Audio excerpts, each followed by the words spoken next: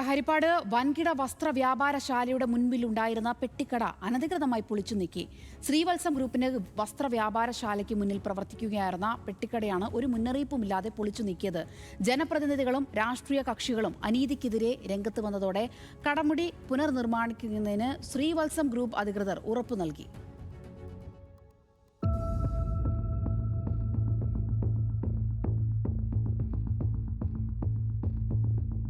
ഹരിപ്പാട് ശ്രീവത്സം ഗ്രൂപ്പിന്റെ വസ്ത്രവ്യാപാരശാലയ്ക്ക് മുന്നിലായി ശീതളപാനീയങ്ങൾ വിൽക്കുന്ന ഒരു ചെറിയ കടയുണ്ടായിരുന്നു. ആ കടയാണ് ഒറ്റ രാത്രി കൊണ്ട് നിലം പരിശാക്കിയത്.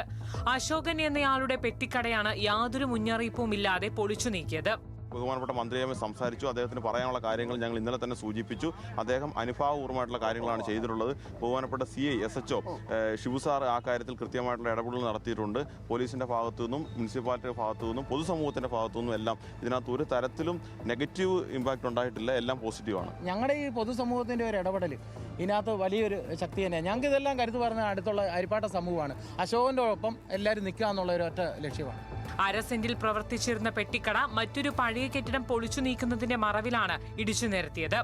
ഇന്ന് പുലർച്ചെയായിരുന്നു സംഭവം. അനീതിക്കെതിരെ ജനപ്രതിനിധികളും നാട്ടുകാരും രാഷ്ട്രീയ വ്യത്യാസമില്ലാതെ പ്രതിഷേധവുമായി രംഗത്തു വന്നു. ഇതിനു പിന്നാലെയാണ് പോലീസ് കേസെടുക്കാൻ തയ്യാറായത്.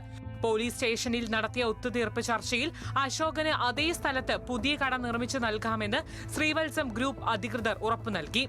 അതുവരെ താൽക്കാലിക ഷെഡ് നിർമ്മിച്ചു നൽകാമെന്നും രേഖാമൂലം എഴുതി നൽകിയിട്ടുണ്ട്. അശോകന്റെ കട പൊളിക്കാൻ നേതൃത്വം നൽകിയ ചെറായി ഷാജി എന്നയാളെ പോലീസ് അറസ്റ്റ് ചെയ്തു. സംഭവത്തിൽ കൂടുതൽ അറസ്റ്റ് ഉണ്ടാകുമെന്ന് പോലീസ് അറിയിച്ചു. ന്യൂസ് മലയാളം, ആലപ്പുഴ.